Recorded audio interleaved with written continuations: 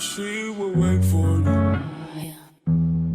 God is so faithful and patient. Yes, you gotta see every single time you need him. I promise he'll be right there. Want you to believe if you get up on your knees, he can wipe away every tear. I want to speak about temptation. The enemy comes to tempt us to do wrong against God, tempt us to go to sin, tempt us to relapse. But I also want to give you another side of temptation, a part of temptation that I don't really hear too many people talking about, and that is being tempted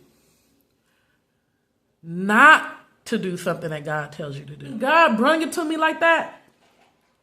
It made me look at obedience in a whole different light. You start to talk yourself out of being obedient to God because you're in fear of failure. You're in fear of it not being successful. You fear of somebody copying your idea and yours not being able to get off the ground, but somehow somebody else takes your idea and they're successful with it.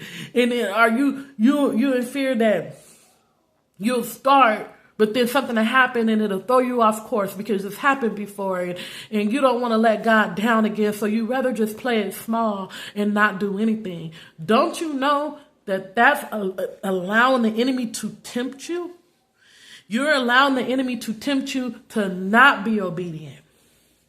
You're allowing the enemy to tempt you into not following God. That's why when you read James 4:7, it says what? Submit yourselves therefore to God and resist the devil, he shall flee from you. Now, of course, when we hear resist the devil, it's like, okay, we're going to resist the devil we ain't going to give in to that sin. When he's trying to tell us to be sinful, when he's trying to tell us to go somewhere where God told us not to go, or when he's trying to get us to do something that God told us not to do, or to say something that God told us not to say, we're not going to do that. We're going to resist the devil when he's trying to tempt us with that fine guy or with that cute girl or that woman or whatever. We not going to be tempted. And we're going to resist the devil. He's going to flee from us. And eventually that lust going to go away. Eventually that urge to do whatever is going to go away. If we just resist the devil, that urge to go have a smoke is going to go away. That urge to go have a drink is going to go away. That urge to go to that party is going to go away. All I have to do is resist the enemy, right? But look, how many times do we say, I'm going to resist you, devil, and I'm going to start that thing God told me to do? Have you ever thought about walking in what God told you to do is also resisting the enemy? Because you're submitting yourself to God on what he is telling you to do. And you're resisting the enemy because you're not just doing nothing, basically.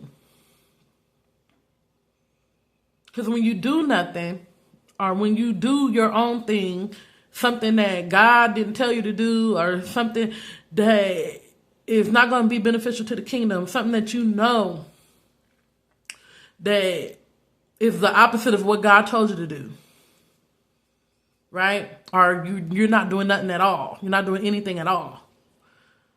That's giving in to Satan. That's giving in to the enemy. That's not resisting him. You may think that doing nothing is resisting the enemy, but really doing nothing is actually giving in to the enemy because you are not being submissive to what God's instructions are for your life. So, and this is a different way of looking at it. A way that you are to resist the enemy is by walking when God says walk, even when you don't feel like it, even when you don't want to. I love you guys. Like, share, and subscribe. Peace. In the best way.